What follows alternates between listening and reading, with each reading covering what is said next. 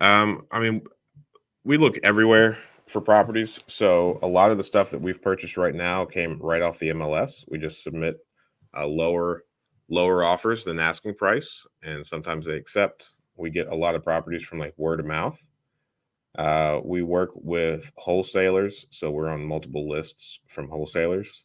So I've got MLS, word of mouth, wholesalers, a lot of realtors as well. I'm going to separate realtors from MLS because a lot of these realtors, they'll get uh, kind of like the pocket deals is what they call them. Somebody will reach out to them, want to sell a property, and then the realtor will be like, oh, I've got somebody that will probably buy these.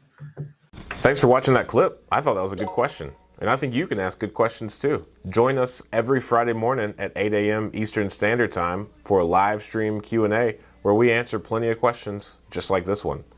In the meantime, consider subscribing to the channel if you want more of this content. And if you want to increase your deal flow, analyze properties better, and help me feed my family, click the link below for a free 7-day trial of PropStream.